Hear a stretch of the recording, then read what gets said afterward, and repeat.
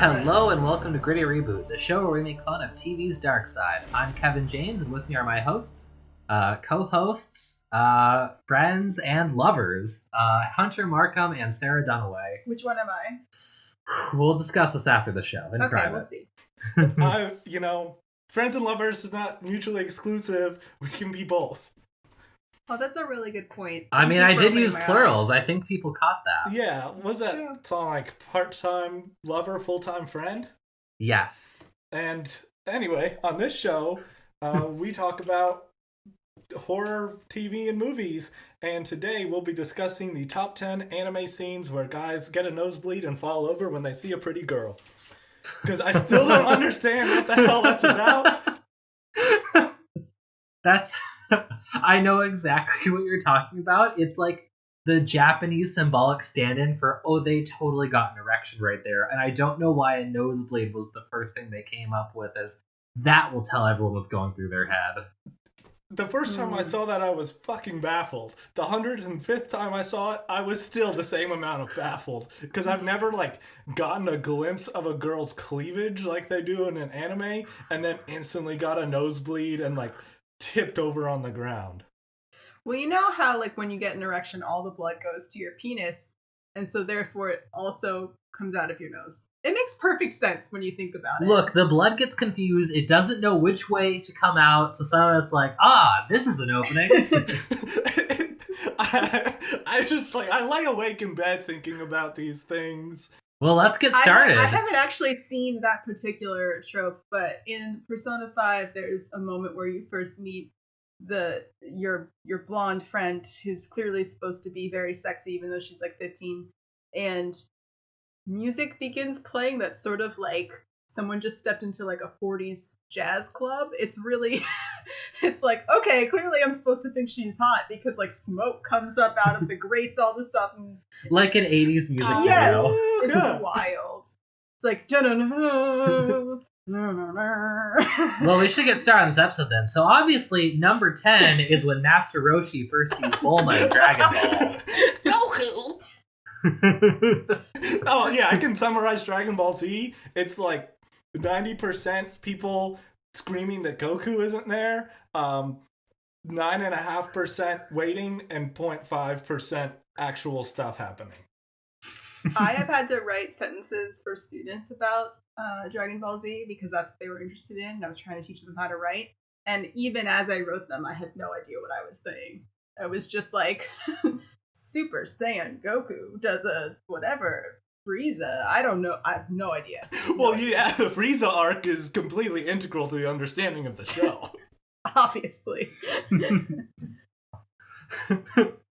Anime is clearly what we talk about here. And now our main focus of this show, we dream exclusively in anime at this point. Mm-hmm.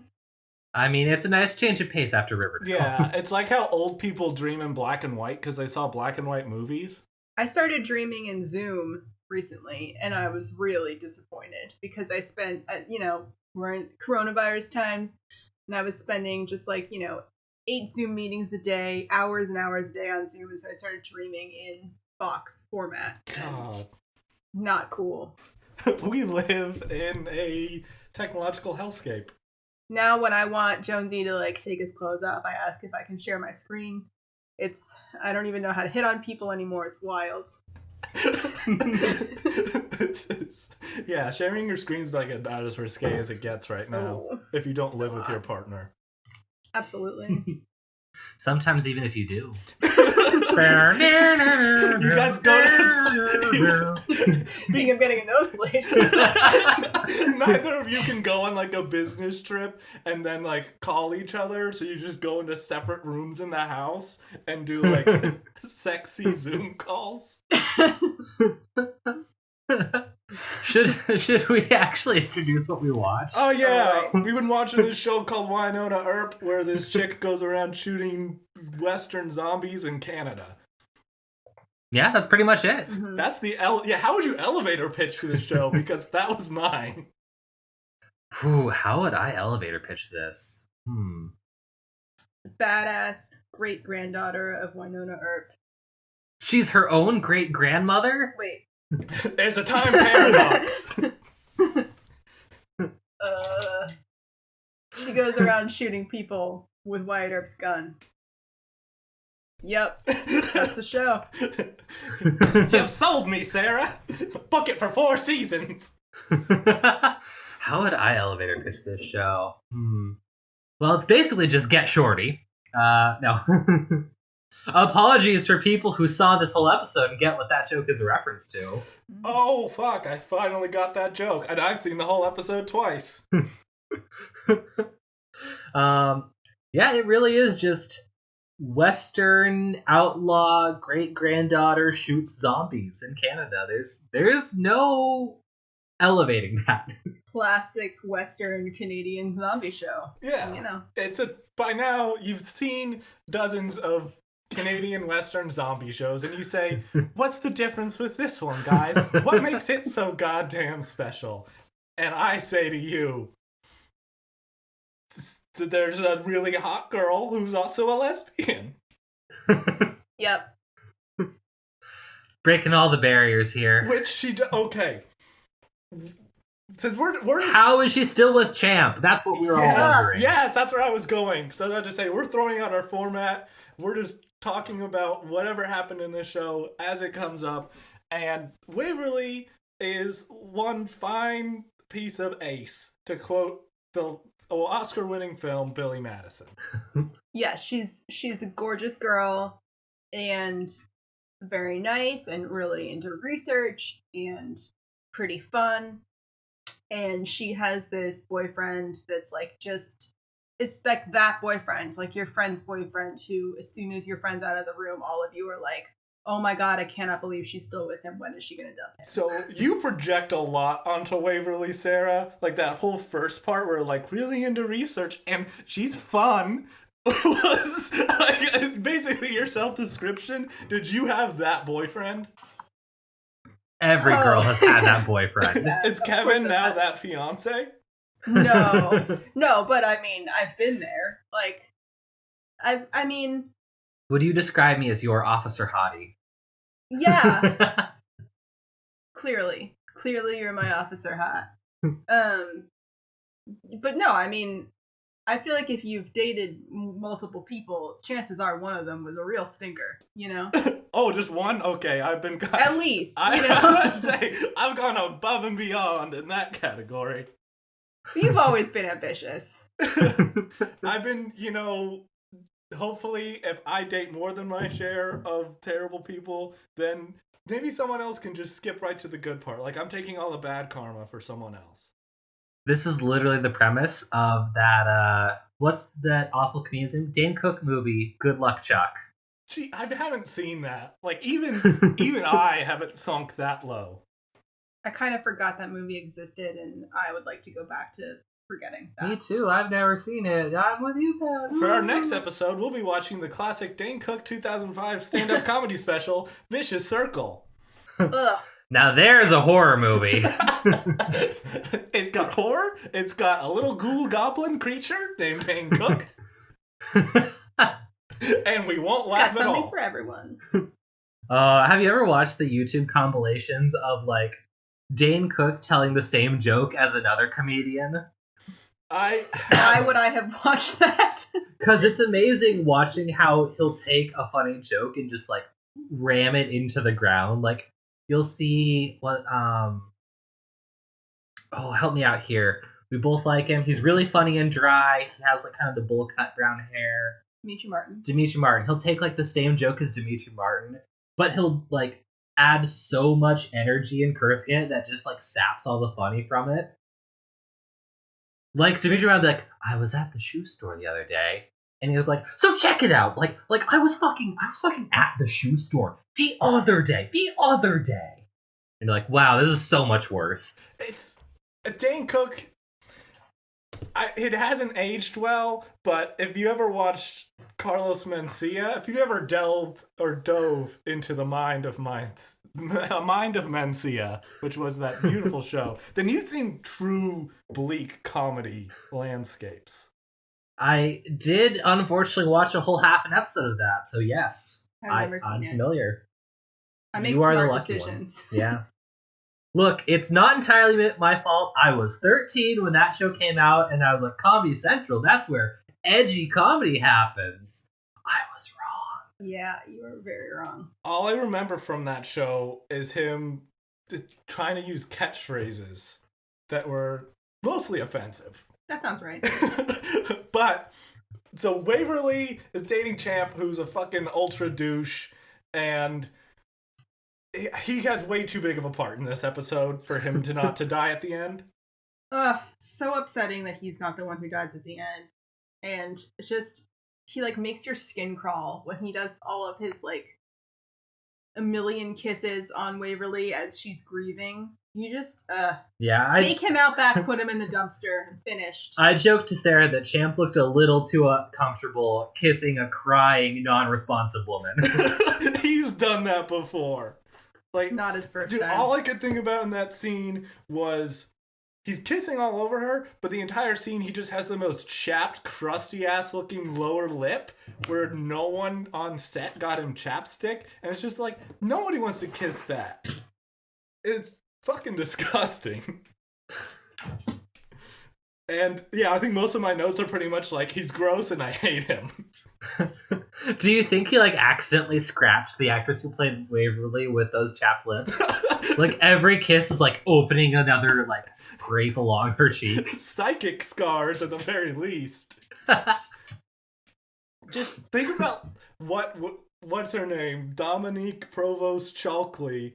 Think of what she's been through, where she had to act across from him and kiss him multiple times.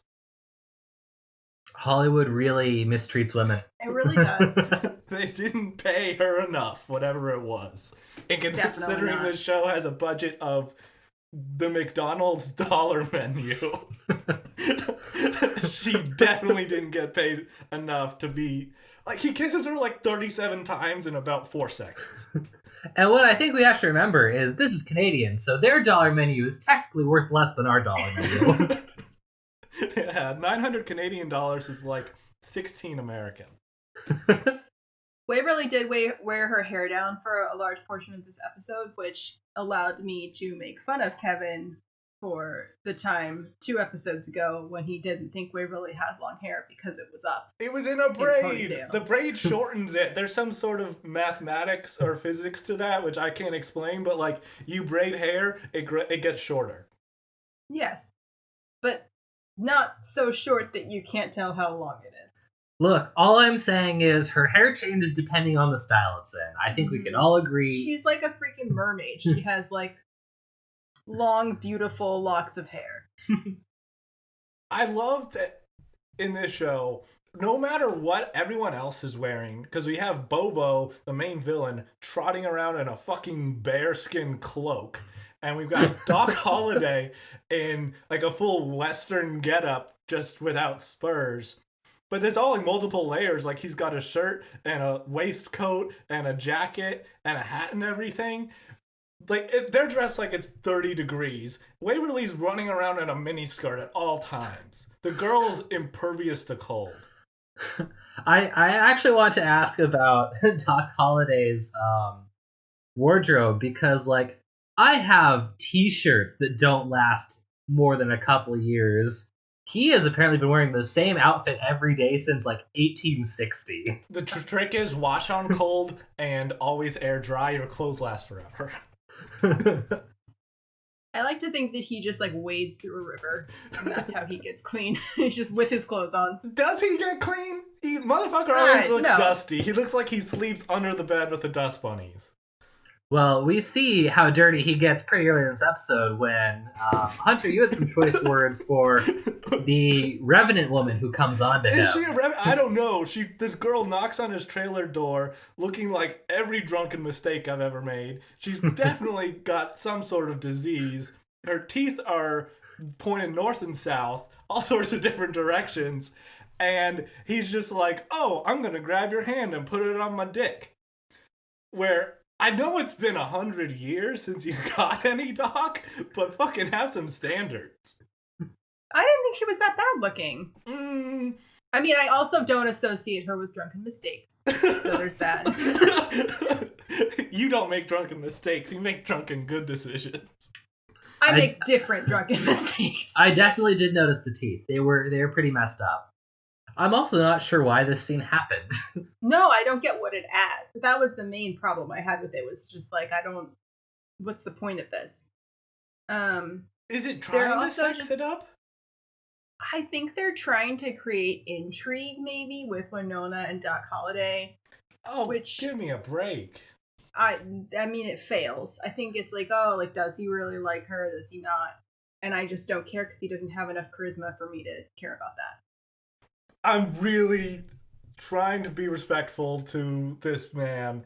I'm not going to say the words Camila Mendes in comparison. Oh, wow. You broke out the nuclear option. But he doesn't have a strong screen presence. I think the episode opens with Wynonna eyeballing him and being like, ooh, he looks like he died of consumption in 1867. I want to jump on that dirty-ass dick. But I just didn't feel any of it. It didn't seem real or substantiated, and I don't think it's a fault of the writing. I think it's a fault of, like, this guy's just kind of lame. Yeah, I don't understand how they screen tested him and, like, we're like, yeah, this is it. This is our bad and good guy all rolled into one. This is our Doc Holliday. Yeah, he's just, it's hard to pay attention to him. Yeah, he's kind of a non-entity on screen. I think the most chemistry that he has is not with Wynonna, who he barely interacts with, besides to, I guess, kind of like shut her down. He doesn't have chemistry with Waverly when they have some little argument, but when he's in the trailer park with Bobo... Oh, I know. Did you... Yeah, I'm into that. Bobo, while having a discussion with him, of just like, you've got to get the Earps. Bobo was standing literally nuts to butt with Doc Holliday and like rests his chin on Doc's shoulder from behind, which I think is like only something you do when you're significant. You're gonna reenact the scene from Ghost. Yeah. Or it's like, oh, my significant other is making spaghetti in the kitchen. I'm gonna come up behind them and cuddle them. I would kill to see Bobo make spaghetti in the kitchen, and Doc Holliday comes up behind him like that. That would be beautiful. They need to be dressed in like those Old West prospector long johns. Yes. If we have any fans with any artistic skill, please email us fan art of the scene I just described. Their version of sexy lingerie is just like wool overalls. Bobo's just in a fur apron. Why is he always wearing this massive bear skin? I have no idea. It doesn't look Western. It doesn't look like it's supposed to be he's some sort of outlaw revenant. It looks like he found the new world with Leif Erikson. It really does have that Viking feel to it. I don't understand. It's all odd costuming. It's not as cool as they think that it is. That's for sure. There's a lot about the Revenants where I'm like, I feel like you guys just don't get how to make these characters intimidating because, for one, they all just have, like, the lamest names. It's like Marty and Steve and Eric. Levi was one of them. Marvin. Yeah, it's like, it's just not... And then their superpowers are like, makes a lot of Looney Tunes faces in fast forward speed. Yes. Okay, can we... Ate a lot of turmeric for lunch.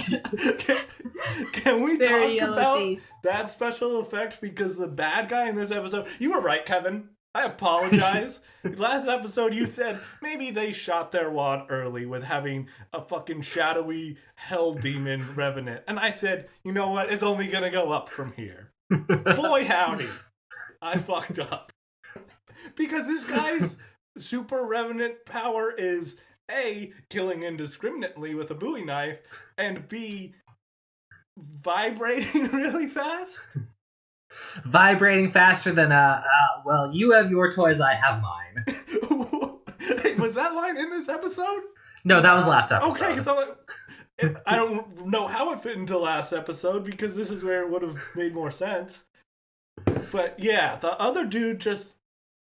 I guess, yeah, the bad guy revenants are A, a white guy wearing a do-rag, B, another white guy who looks like he was part of the Seattle grunge scene and like got kicked out of Soundgarden back when they were in a garage, and C, the guy who is named Marty and just like twitches. Yes. He twitches a lot, though. I mean, let's not sell him short. He does. Yeah, it's kind of like they do this fast forward thing where he's just like, if you just like shake your head really fast and make a noise, like. That's literally why I described it as Looney Tunes face. It does remind me of, like, you know how like Bugs Bunny would like drink something he didn't like and then would make like 15 strange faces to show that like he hated, like, oh. That's him. But then they put a fast forward effect on it, so that looks like it's happening very quickly. And they gave him red eyes and yellow teeth, so you know he's evil. Okay, then the first thing these guys do is go to a poetry reading, so they really establish them as fucking hardcore criminals. And then they stab the deputy mayor to death. They show up to this joint, and they're like, we have to get these things for some ritual. And they need a poetry book that's in a time capsule. And they've been waiting 15 years for it to be opened or some shit. All the time capsule ceremony is like taking the cap off this pedestal that's out in the middle of a park. They could have walked up like at 9 p.m. when no one was there and taken this book at any time in the last 15 years. There wasn't even like a digging up of the time capsule. It was very odd. At least they had a severed hand that was 100% purchased from the Halloween store that pops up in the abandoned Kmart around the end of September. Yes, they just drop it in front of everyone randomly, and I sympathize. It's really embarrassing dropping your finger food. Totally, we've all been there. It was the worst severed hand special effects because the way it bounces around, they didn't even try and hide the fact that it's just made of polyurethane. I guess what's their whole scheme? They have to get some special stuff for some ritual so they can... They have to get 3 items so that they can transfer their consciousness into human bodies, which will then allow them to cross outside of the Ghost River Triangle. Which... Super weird indirect plot line to throw this early in the proceedings, I think. Yes. But I did like Waverly's explanation of the Ghost River Triangle. I actually really enjoyed and appreciated this. In a scene where Waverly presents her research to Dolls and Wynonna, where she talks about how the Ghost River Triangle isn't just a town of purgatory, which we were led to believe the Revenants could only be within this town limits or something. But the Ghost River Triangle extends all the way down and actually like goes into what they call the big city, but looking at the map is literally just Calgary. No, according to the map, it is also just the big city. Because I freeze framed that. I'm like, what is the city actually called? Oh, the big city. Got it. Yeah, but if you look at the map, it's literally Calgary. Like 100%, absolutely. Even the Ghost River is just west of Calgary, and it's a real thing. Mm-hmm. I don't know why they bothered to do that. Why couldn't they just say Calgary? Did the city not want to be associated with this show? I think it's just some impressive world building, you know. In this world, Calgary really rallied hard for the big city name. New York put up a good fight, but they just weren't prepared to go up against Calgary. I think Calgary, the tourism board, was just really worried. Like, oh no, what if people think we have a revenant problem? We'll ruin all of our sales. Is Calgary a big city? Yeah, I don't know. I mean, no. Depends on your definition.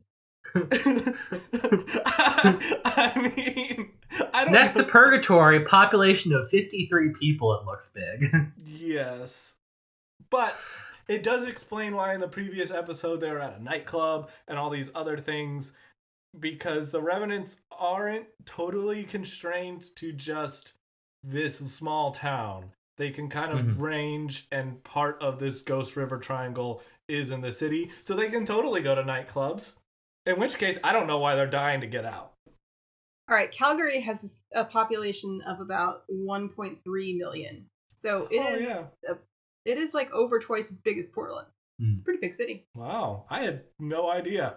I literally was just talking out of my ass. It's the second largest city in Western Canada after Vancouver. And it's the third largest municipality in Canada after Toronto and Montreal. Pretty big. I had no clue. Wow, I've been missing out on Calgary. Yeah. We all have. The group podcast trip to Calgary. Let's go right now. So I did appreciate that they clarified that for us, and I also liked this whole research scene where you actually get to see Waverly being competent, knowing her stuff for not the first time, but the first sustained time. But then they have Waverly do something really confusing that I watched a couple times trying to grasp it. So she's in her apartment, she drops a picture of Doc Holliday. She picks it up and she's like, "Oh, get back here, Doc Holliday." Oh, shit. Because she realizes that the picture is of Henry. Wearing the same clothes, in the same position. Is this like a weird form of prosopagnosia where she just like has face blindness but only for photographs? Like, how did she recognize him in the photograph but not in person?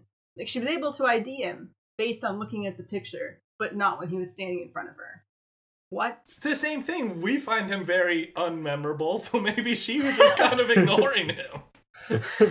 As soon as you're not looking at him, you totally forget what he is, you know? Yeah. Oh, my first encounters with face blindness was with someone who said they were face blind. I'd never even fucking heard of it before, and I just thought they were joking, and that led to some awkward situations. Oh, it's very real. We have a friend who like literally can't recognize her own wife in a bar if her wife's not moving. You know, because she like has like movements down, but like I just imagine like the T-Rex in Jurassic Park. Yeah, They hunt no, by it's sight. like that. Don't move a muscle. It's like that. She could hide from her own wife if she just like stood really still. Oh my god! If I was her wife, I would fuck with her so much by just remaining still in public. Yes. I believe her wife does do that. Yes. We would get divorced so fucking fast. That's amazing. Oh, I'm surprised you like Waverly after this episode, Sarah, because during her big presentation on the Ghost River Triangle, she reprises a Cheryl Blossom phrase when she says cuckoo bananas. And as we know, Sarah, you despise bananas. Yes, but I enjoy describing wacky situations as bananas, especially if they're very bad. And she is a big fan of Degrassi, the show that we believe originated the phrase cuckoo bananas. That's true. We did some digging on this whenever I am really glad that my theory of Waverly being the Cheryl of this show has borne out with A, lesbian plot, B, cuckoo bananas, and C, I guess she's gonna burn down the house. Just wait until she like steps on top of a diner table in front of a bunch of high school age cadets. I can't wait until we see her perfect archery skills.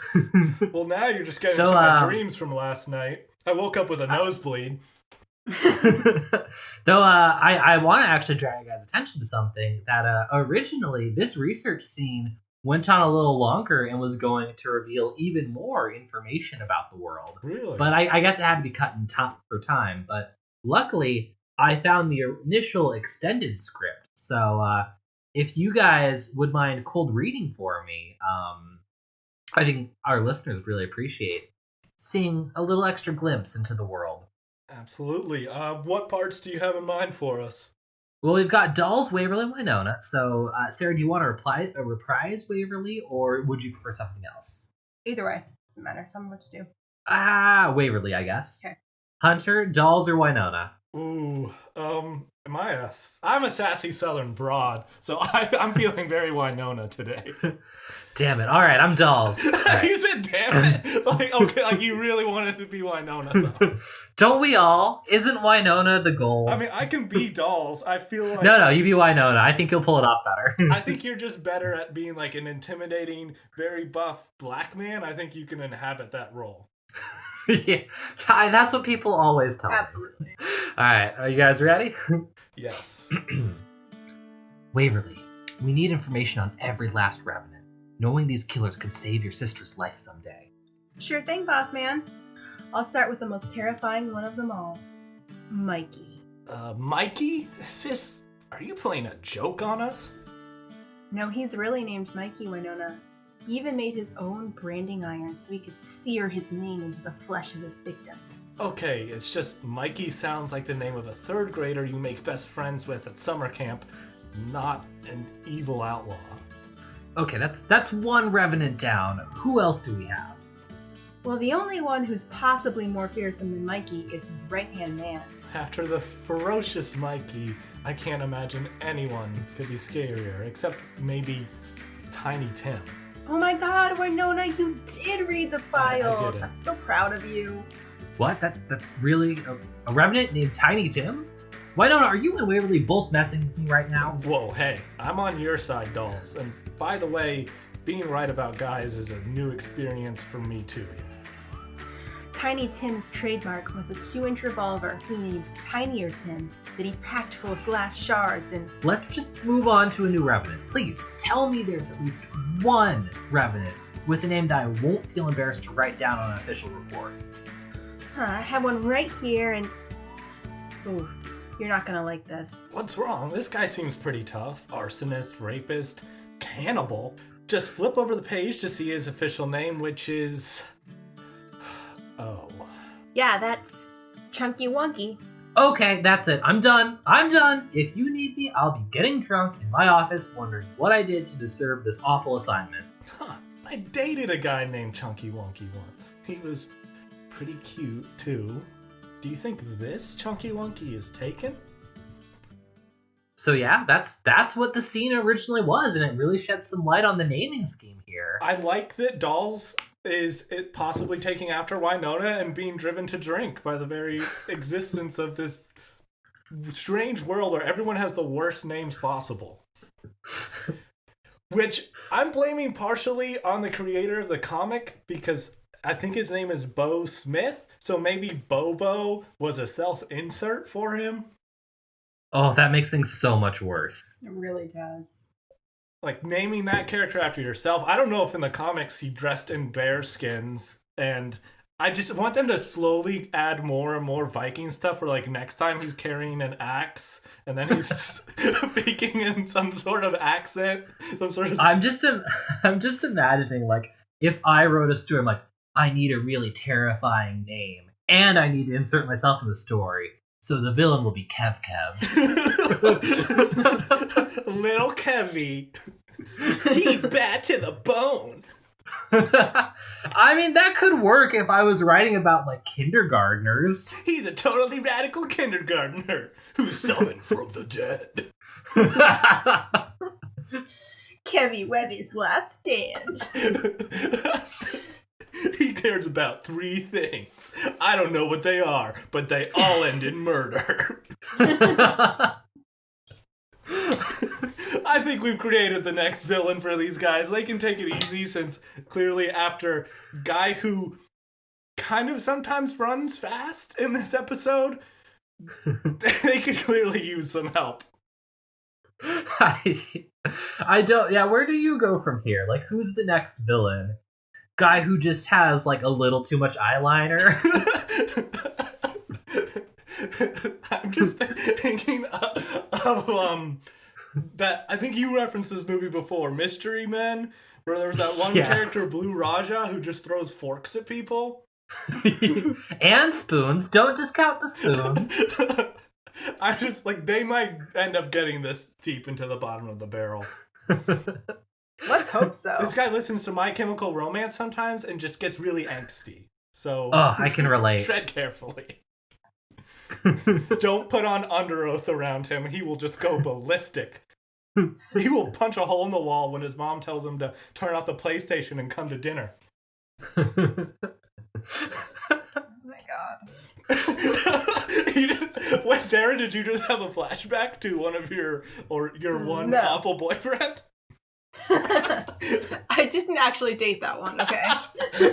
But you knew a kid that was that kid. Oh, absolutely. Didn't we all? And if we didn't, weren't we that kid? I didn't have a PlayStation, so I just had to come up with other reasons to punch holes in the wall. Pitchfork didn't give a high enough score to the Black Parade! Oh! That's the only My Chemical Romance album I can name. So I couldn't make any other jokes from that. We can always switch back to Fall Out Boy references. Our bread and butter, as we like to call them. My Chemical Romance became popular after I was kind of over the whole emo thing. So I actually don't. It's weird because I was definitely an emo kid for a minute, but that's not my bag. Hey, if you missed out on Silverstein or Alexis on Fire, then I know that you're still sad about it. Oh, I didn't miss out on either of them. I never got into either of them. My thing for this show is I'm only referencing Canadian bands from now on. That's why I went with Silverstein and Alexis on Fire. This is a full thing. I'm committing to it now. Rest of the time we discuss this show, Canadian bands only. All right, I'm going to be fact-checking you as we speak. You're going to get so many Northern Pikes references, you won't know what to do with them. Oh, speaking of the speed zombie, though, like, they even draw attention to how bad the effect is, because when they first see the zombie, it's on, like, security cam footage, and then they make the questionable decision to replay it with even more focus on it, like, wow, he seemed to be moving really fast. Can we, like, slow that down and see what's happening? It's like, oh no, honey, it wasn't a good effect the first time. Don't do this to yourselves. It's so painful. Imagine the guy who was tasked with this. We're like, we shot some footage. We kind of decided in post that we should make him move so fast, so see what you can do. Also, I know that you're my son and you're only in 9th grade, and I just got you Blender for Christmas, but figure it out. It's like how the director of MASH literally had his high school age son write the lyrics to "Suicide is Painless." What? Yes. I didn't know that a song called "Suicide is Painless" even existed. Well, he wanted a song. Suicide is painless. It brings on many changes. That song? You guys have heard that one? I mean, never in my life. MASH theme, but I don't think I knew it had words. I've heard of Monster Mash. It's a they wanted to smash. make the director wanted to make the song as sophomoric as possible, so he did the best thing he could do, found a sophomore to write the lyrics. Oh man, I don't even know what was this. MASH the movie or MASH the TV show? MASH the movie. Oh, yeah. I haven't. Why did I ask? I haven't seen either. Words, right? Correct. Okay. It's something about like the Korean War and they're doing medical. It's Scrubs War.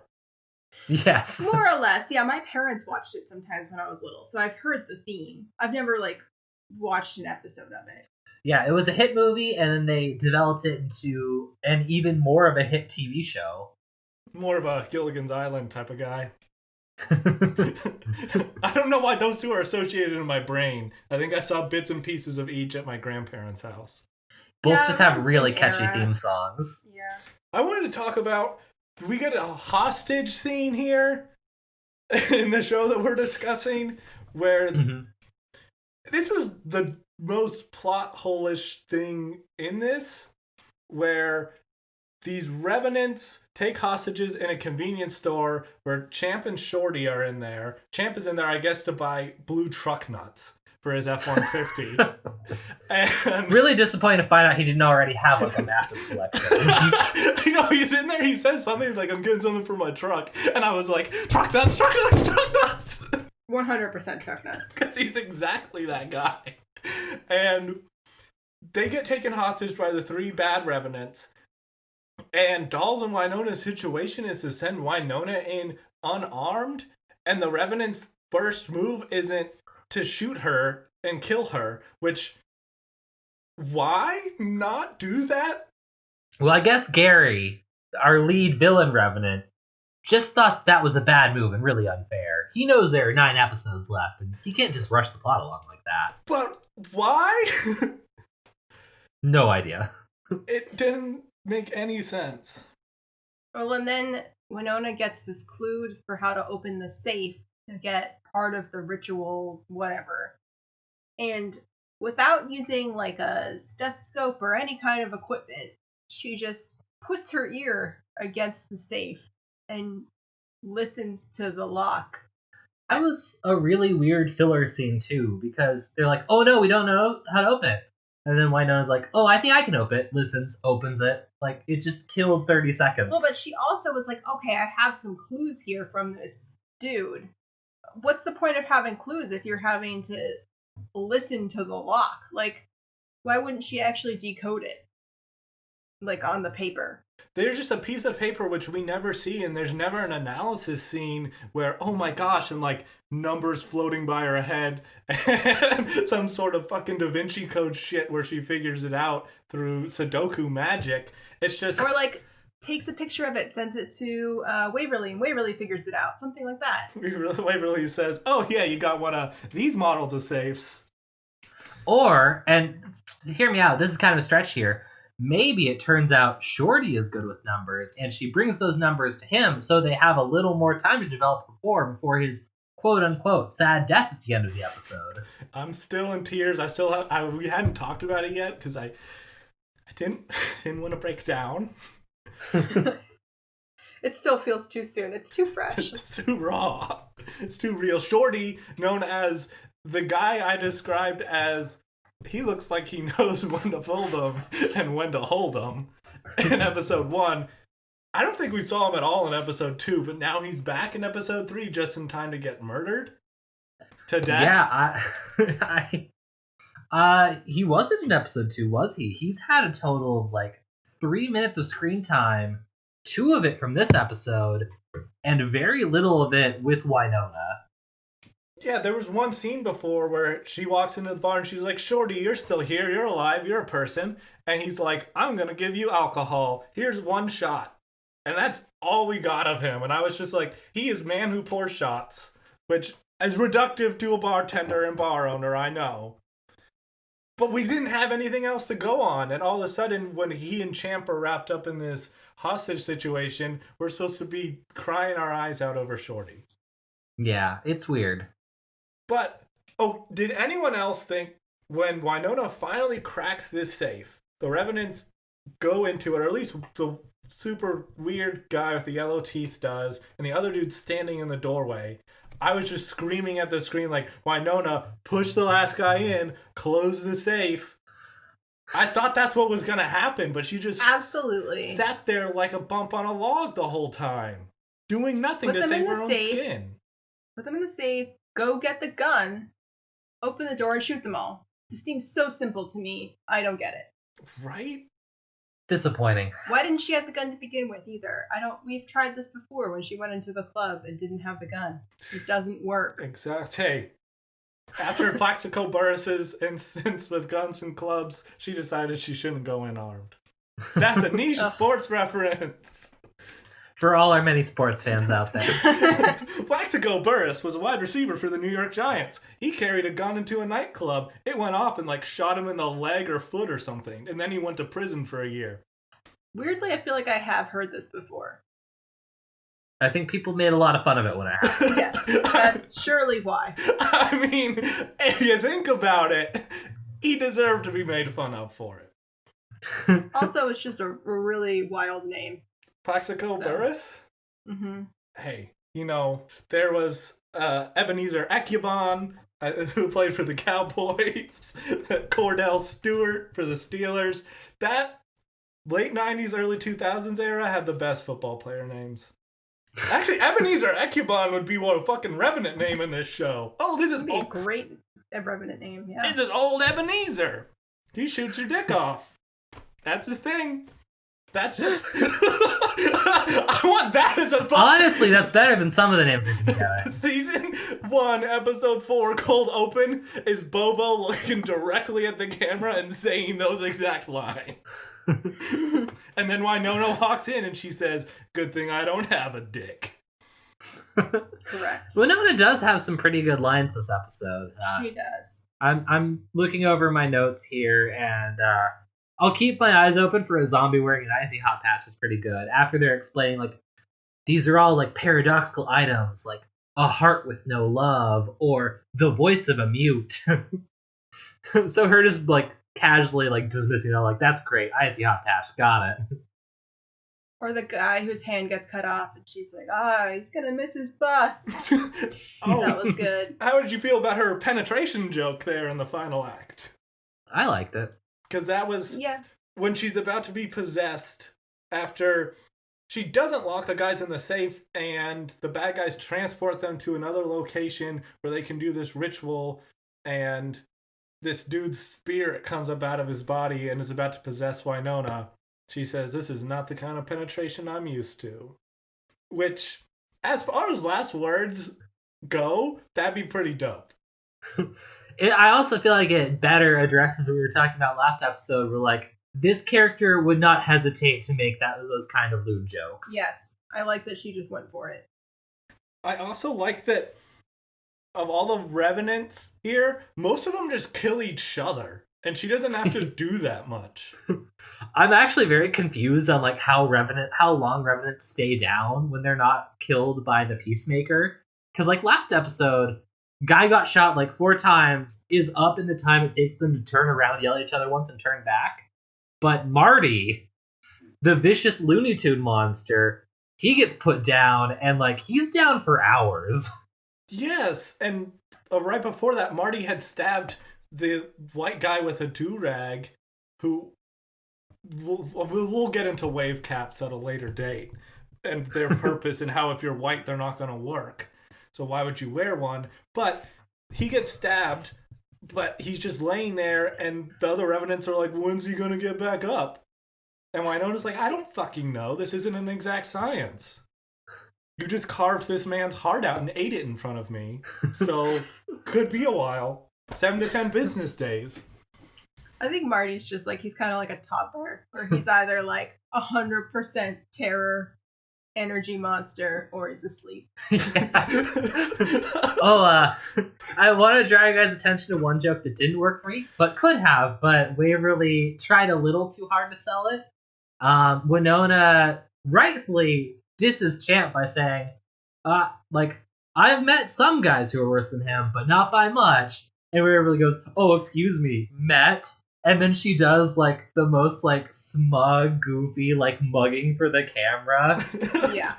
I actually originally described that as Looney Tunes face, and then when Marty showed up, like, wow, shot my bullet too early there. I just want Waverly, like, tipping sunglasses down on her nose and winking at the camera every time she tells a joke from now on. Yeah. But, like, good joke in theory. Like, yes, Wynonna has slept with a lot of duds. She would make that joke, too, but, like, you don't have to try that hard to sell it. I liked the follow-up when Wynonna turned to her and said, what you just did is slut-shaming, which is when sluts get shamed. Yes. Oh, Riverdale, will we ever be free of your shadow? I will never. You know, that fucking show got scratched into my soul. I'm getting a Riverdale tattoo across it. It's like that Sublime cover where it's just some asshole got Sublime tattooed across their back. I'm doing that with Riverdale. And then, jumping back to when the not penetration that Wynonna's used to happens, Shorty bravely stands up and gets possessed for her, and that's when Wynonna has to sadly put him down by shooting him. And there goes Shorty, our favorite character, I think it's fair to say. We hardly knew ye. I wanted to put together a little memorial tribute for him, so in researching the appropriate song for him, I found out that Shorty is actually the inspiration for the use of Shorty in all hip-hop songs. So Hunter, will you please play our memorial to Shorty? Yes, sir. Shorty wanna be a thug, gonna be. Said he's gonna be, one day he's gonna be. Shorty's gonna be a thug. I'ma call you my Shorty. If I can't stand to see you treated bad, I'll be this for my Shorty. Go Shorty, it's your birthday. We gon' party like it's your birthday. We gon' sip Bacardi like it's your birthday. Many have called, but the chosen is you. Whatever you want, Shorty, I'll give it to you. I need you both to know that whole time Kevin was just laughing to himself at the thing he made. I fucking been. It's not my fault I have taste. Yeah, this is where we need to do our Shorty eulogies in classic Wynonna Earp style, where we list his faults. Shorty wasn't a lot to look at. Could stand to lose a few pounds. I wish he was a little bit taller. Really watered down his She was a whiskey. baller. Wish he had a girl. I'd call her.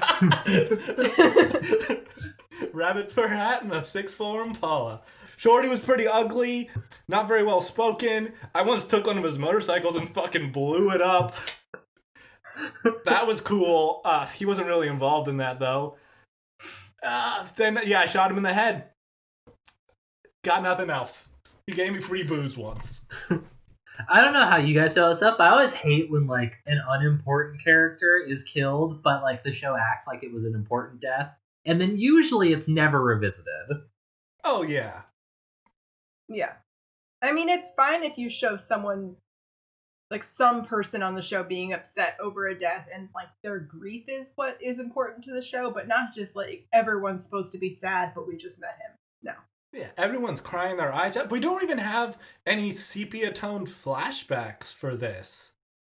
Of Shorty doing something. There was never a point where like, oh, Wynonna's like, my father died, and Shorty was the one who was there for me, and he took me and Waverly under his sort of care and protection, and that's why Waverly has a job here and lives upstairs. You could have had some sort of moment that made it emotional, but they were too busy doing special effects where revenants were jittering around and vomiting smoke as their beautiful souls escaped their body.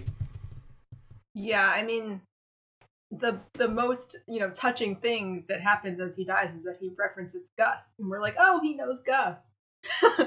Okay. It was weird to have this death in this episode. You could have built up this character a little bit more before you cut them down in their prime. This just goes back to my complaint that I think I've had every episode of like, it just seems like they're racing through their plot line.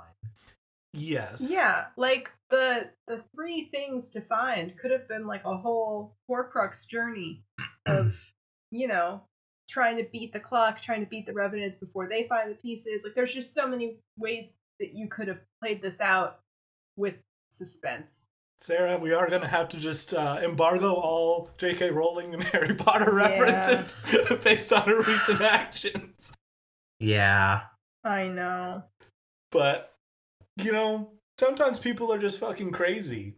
And that's J.K. Rowling. I'm glad I never finished that series of books. Yeah, we had a long talk yesterday, Kevin and I, about how now it makes sense why she thought Snape was a good character because he had one good allegiance, but he was a terrible person the whole time. We're like, oh. Yeah. Since when was he supposed to be good? Was that something in book 7? Because I read the first 6 books and he was just... I mean, even in book 6, well, yeah, no, I guess it's book 7 that it's revealed that he was working with Dumbledore. But just because he was, like, technically on the side of good doesn't mean he wasn't a really cruel bully the entire time. Like J.K. Rowling. Yeah, like that doesn't erase anything. That doesn't make him a hero. It was just like, oh, on this one issue he happened to be on the right side. Everything else, he's a dick. Right. That's not a good enough reason to name one of your kids after him, Harry. No.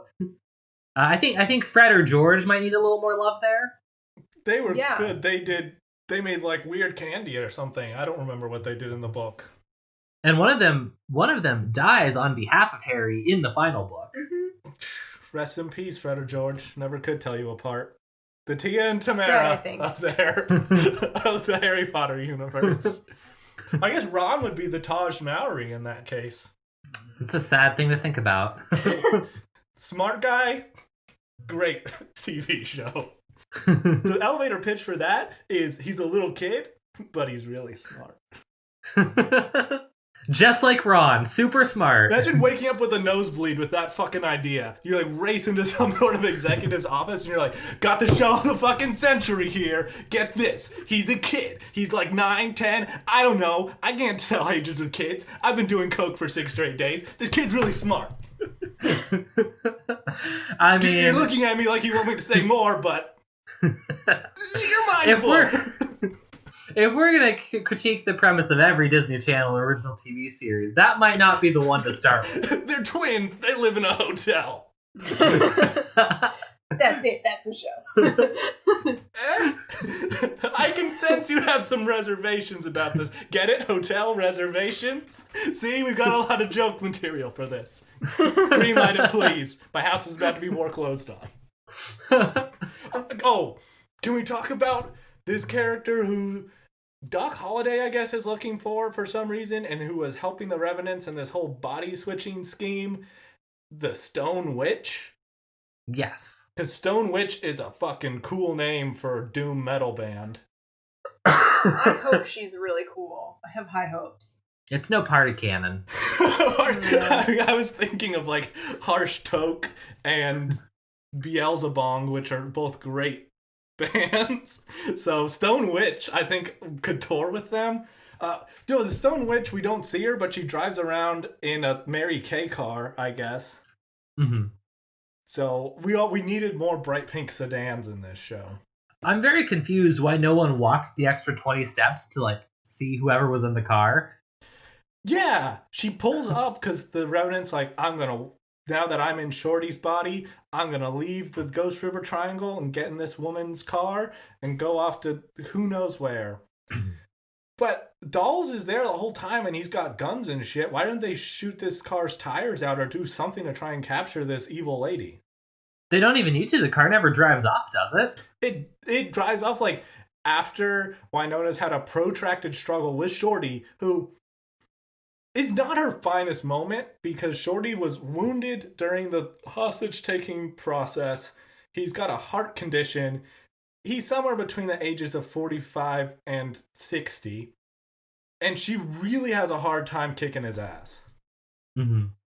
So what happened to the superpowers where she was just fucking like punching people's faces off their face? Well, her phone did not play the happy birthday theme, so... Yeah. I mean, I know I said before that I like that they did away with the superpowers, but at the same time, in the last episode, she was armbarring people, so it looked like she had some sort of jujitsu training.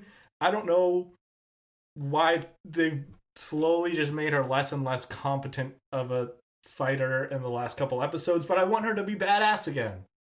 Yeah, I can't tell whether they just haven't nailed down how strong and good at fighting they want her to be, or whether they're just gonna make it up each episode. That kind of I don't know yet. That kind of happened with Buffy in the first season too, where they just they weren't quite sure how strong she is, so she does some feats that like later on in the series would be beyond her.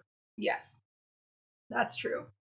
But then other times she really struggles with things. Yeah, they just hadn't nailed it down yet. It could be that. It could be that. I'll give them the benefit of the doubt. It's not Riverdale. It's not Riverdale season 3 where we're like, oh, there's no way there's a plan here. We don't know yet. I am looking forward to Wynonna getting into bare-knuckle child boxing. I just imagine that as instead of like two teenagers against each other, Wynonna versus like 7 8-year-olds. Oh, I was picturing her like, instead of taping her hands, she ties children to her hands.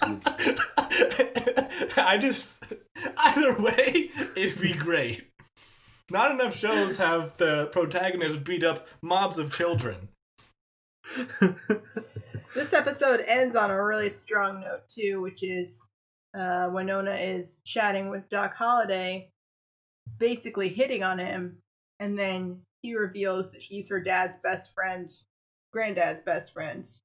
Yeah. We've all been there, you know. Oh man, I'm hitting on great grandpa's best friend again. Shoot. Out of the bar last night, I met this great guy named Chip. Yeah, he's, I don't know, somewhere between 80 and 90. So I'm taking him to sorority formal this semester.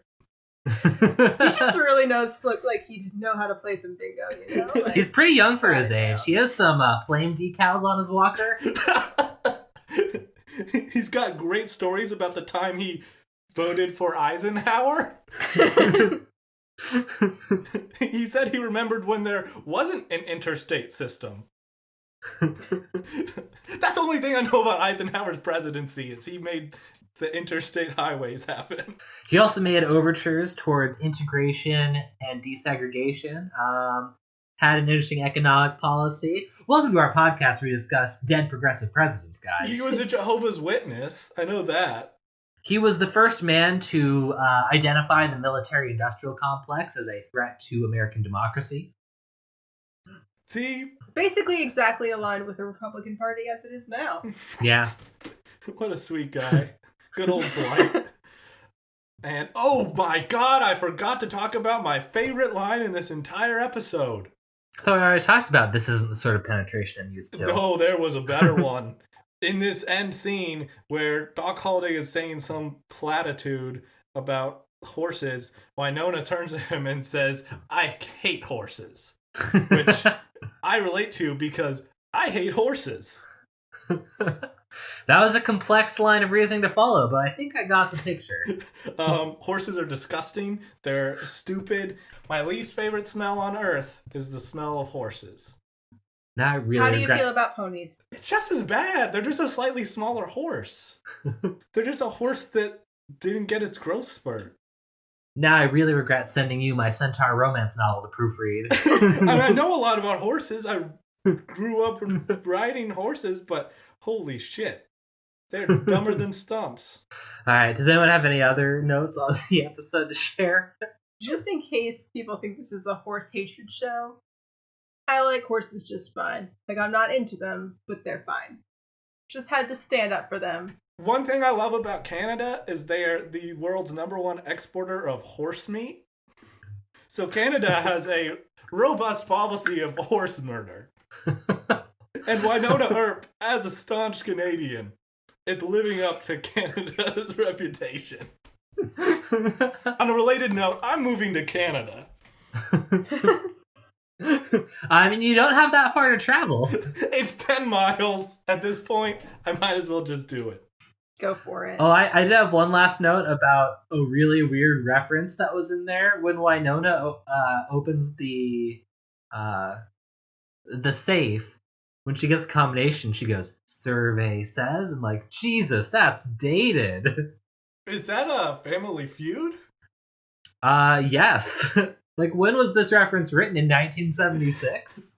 I barely understood that, and I'm 30 years old. I got it. It just wasn't a good line. Yeah. It's not Wynonna's best line. I want to think that after that, she's like, "And who wants to be a millionaire?" You are the weakest link. Goodbye. She starts opening it. What's in the box? What's in the box? At least she didn't do the thing that like every 90s movie did for like a solid 6 years of like, "Houston, we have a problem." Was that in a lot of movies? Yes, after Apollo 13 made it popular, every movie's like, well, we gotta quote that now for some reason. I thought it was more like TV shows that quoted it. Same thing. Okay. There could have been better lines for opening the safe, for sure. It could have been, "I've got the safe open. Thanks for not helping, you fucking jackasses. Also, why am I helping you crack this safe? I should be buying time and doing this as slowly as possible." She should have said, "I hit the daily double." Is that Jeopardy? Yes. Okay. My brain is a wealth of useless game show trivia. Just wait till I get to my Price is Right references. Is that the one with suitcases? No, that's Deal or No Deal. Fuck. Price is Right is the one with Dane Cook has a bit about the Price is Right. That's the one where everyone, "Come on down!" Yeah, I don't think I've ever seen the Price is Right. Or as Dane Cook said, "The price is wrong." Or maybe that was Wow, that that's was Adam Sandler in Happy Gilmore. That's the kind of fantastic joke making I expect from leading comedic superstar Dane Cook. Star of such movies as, you already said Good Luck Chuck. Yes, that really only leaves the one where he's like a supermarket stalker. What was that? Oh Employee of the Year? Gosh, I remember that one. Was that the one with Jessica Simpson? Jessica Alba. No, that was Good Luck Chuck had Jessica Alba. Jessica Oh, Simpson then I have no was idea. Employee of the Month or something. I am so glad I missed this era of movies because I have no interest in this. Employee of the Month starring Dane Cook and Jessica Simpson. I Wow, tip my that hat to sounds Hunter. like a winner. I had not thought of that movie since 2006 when it came out, and then as soon as you said that he worked at a supermarket, it all came flooding back to me. Man, mid 2000s like PG-13 comedies really was just like the worst genre ever invented. Yep. All the halfway decent ideas from the late 90s, they were just trying to rehash them in worse and worse ways. Like, you know how Clerks was that Kevin Smith movie in, I think, the late 90s?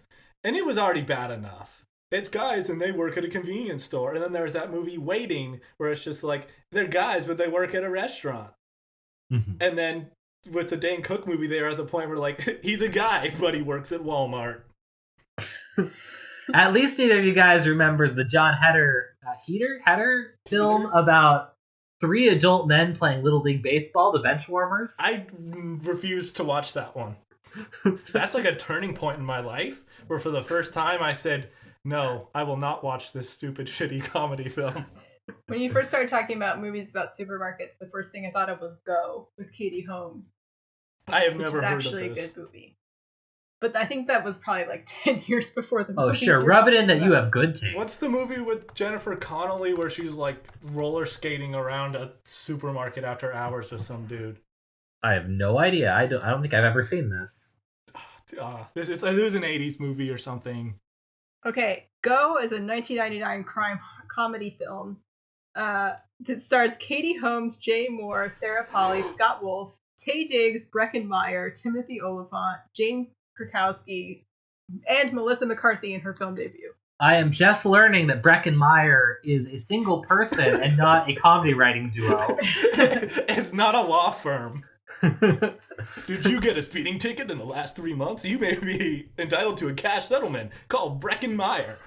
And then he did that show with Zach Morris dude where they were lawyers. It was Breckin Meyer and Zach Morris as We Are Lawyers on the USA Network or something. Wow, we are a wealth of useless trivia today. But yeah, I guess it was too good of a movie because it has a 91% approval rating on Rotten Tomatoes. Oh, and Wikipedia says it's become a cult classic. Yeah, it's totally a good classic movie. It's a really good movie. Unlike the Dane Cook film, I assume. Oh my god, I'm looking at Breckin Meyer's body of work and it's rough when there's like Garfield the movie and Herbie Oh, Fully that's who that Loaded is. I know real that close face. together. Yeah, he looks like every like Orange County dad who used to surf a lot. Wow, you really just hit me where I hurt. Sorry. As you're an Orange County dad who likes to surf a lot? No, but unsurprisingly, when I lived in Orange County, I met a lot of Orange County dads who like to surf a lot. And am I wrong? No. The TV show I was thinking of was Franklin and Bash, with starring Breckin Meyer. Oh yes, I remember. I didn't really watch it, but I remember. I think I saw one episode once by accident. Mm-hmm. Well, I think that's all for this episode. We should probably wrap it up before we just like tell everyone our IMDb search histories. Breckin Meyer about like 7 times in the last month, if you have to know. I'm gonna track down who the DP was on Without a Paddle. Oh my god, but it's like this podcast is without a paddle. If you think about it, I say that I'm the Matthew Lillard because I'm the Dax Shepard because that's the most annoying one. That sounds right for Dax Shepard. It's real neck and neck with a movie starring Matthew Lillard, Dax Shepard, and Seth Green. I get to be Seth Green, right? Yes, Yes, you do. Oh, They're the you are funniest. 100% Seth Green without a paddle. Great. That is your fictional analog. I have not seen that film, but I'm gonna just lean into it. Never watch that film. That's my closing words for this episode. If you haven't seen Without a Paddle, never watch it. I have not seen it, so I will take your advice. I will bear this cross for all of us. Alright, so thank you for listening to Gritty Reboot. You can find us wherever you listen to podcasts. Please help us review because it really helps us grow. Next week we'll be discussing Season 1, Episode 4 of Wynonna Earp, and or more IMDb search histories. The episode we're theoretically discussing is The Blade. All right. Head over to www.amdb.com animetropes.gov for more info on different anime tropes.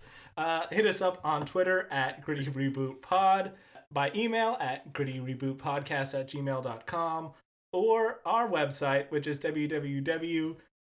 or http, etc. grittyrebootpodcast.com. We really should get an HTTPS for our fans. We owe it to them. Yeah, they need a secure connection.